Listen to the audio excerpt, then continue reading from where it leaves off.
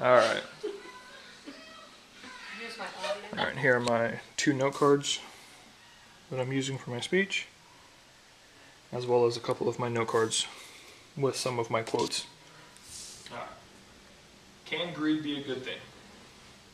When it comes to being resourceful, the ability to limit one's waste is critical to one's own survival or success. And no one knew this better than John D. Rockefeller of Standard Oil, who once said, "I have ways of making money that you know nothing of."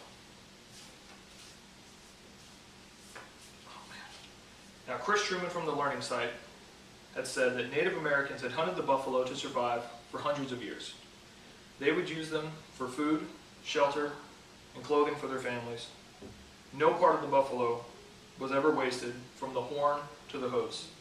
But improper hunting from settlers all but eradicated the buffalo from our countryside. Now, this was a crucial lesson about being resourceful. And waste management is now an intricate part of business survival. And Rockefeller's focus on waste management changed the world as we know it today. Now, crude oil, most of us know some of the uses and features of crude oil as we know it today, but many of these were not imaginable or fathomable to people from the mid-19th century. Crude oil was first refined in 1851 by Samuel Martin Kyer, who is considered to be the grandfather of the American oil industry. The original point of the refinement was to make an oil to be used as an illuminant for lanterns and lamps that would replace whale oil that was currently being used. Now, during this refinement process, many other byproducts were created that were basically waste material. The main problems with kerosene was the volatility of the mixture. Over 40% of structure fires in New York City were a result of defective lanterns and lamps in those days. Transportation was also extremely dangerous for kerosene. And this is where John D. Rockefeller came into play with the creation of Standard Oil in 1870.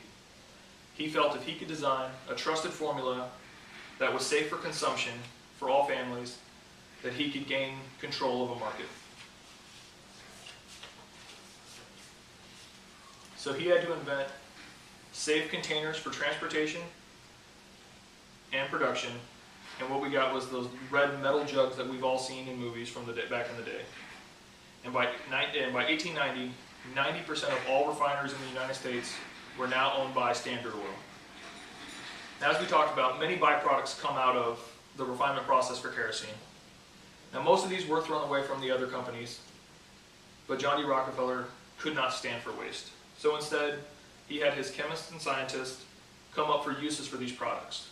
These included paraffin wax, which was used in chewing gum, asphalt for road paving, candles, paints, dyes, acids, fertilizers. And today, there's even more uses for crude oil, from rubbers and plastics, that they didn't have in those times. But the main byproduct that came from refinement of kerosene was gasoline. Now, gasoline was too combustible and too volatile to be used in any safe manner. But instead of just wasting it, he decided he would store it and it would find a use. He knew it could be used as a fuel to burn, but it was just trying to find a process or a medium that could use that fuel.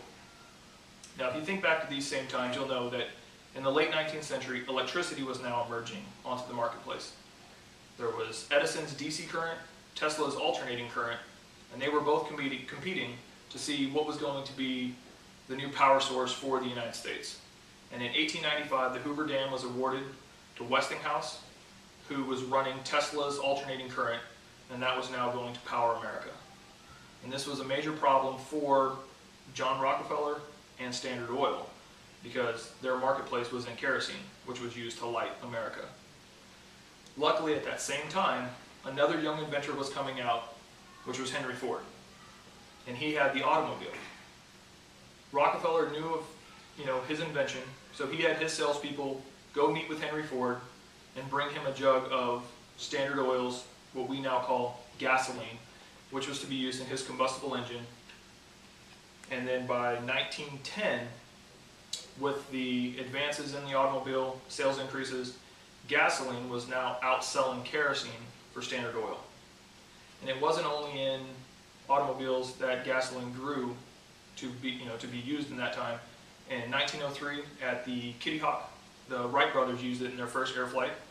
And at the same time, the British and American navies were switching from coal-powered engines to gasoline-fed combustion engines.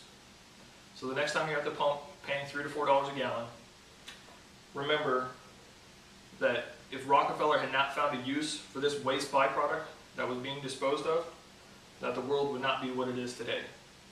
As he once said again, I have ways of making money that you know nothing of.